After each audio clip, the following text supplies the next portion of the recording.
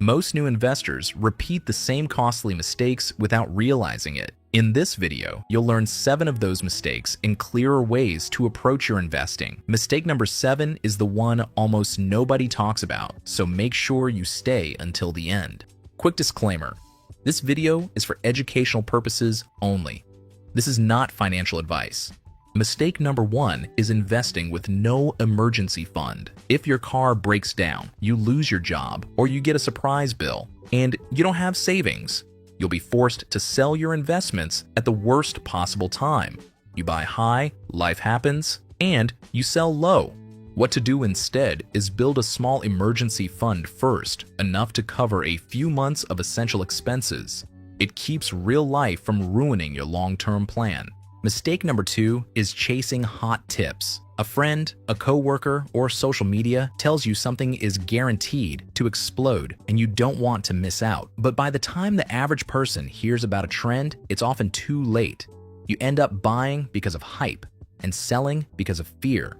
A better move is sticking to simple, diversified investments, things that spread your money across many companies instead of betting everything on one. If that one sounded familiar, the next mistake is even more common. Mistake number 3 is trying to time the market. You wait for the perfect day to invest, or you jump in and out based on headlines. But nobody, absolutely nobody, can predict every up and down. Beginners who try usually end up doing nothing for years, or they panic sell right before things rebound. Instead, invest consistently.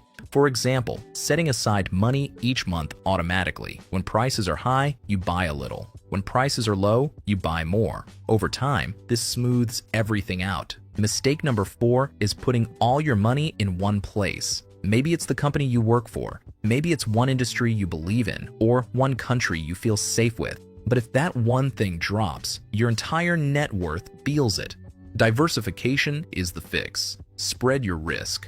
Think of it like having many smaller baskets instead of one giant one. Mistake number 5 is ignoring fees. A fee of 1 or 2% might sound tiny, but over decades, it can quietly drain tens of thousands of dollars from your future. 2 people can earn the same returns, but the one paying higher fees ends up with dramatically less.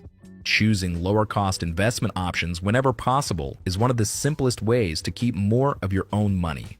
Mistake number 6 is investing with no clear goal. You invest because you should, but you don't know whether the money is for something in 5 years or 30 years.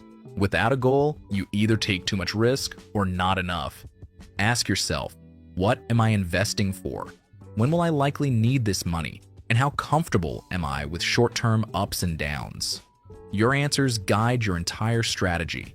Mistake number 7 is constantly changing your strategy. You start with one plan, see a scary headline, switch to something else, get influenced again, switch again, and you never stick with anything long enough to let compounding work. Think of your investment plan like a tree. If you keep digging it up and moving it every few weeks, it never grows roots. Even a basic plan followed consistently often beats a perfect plan that you keep abandoning.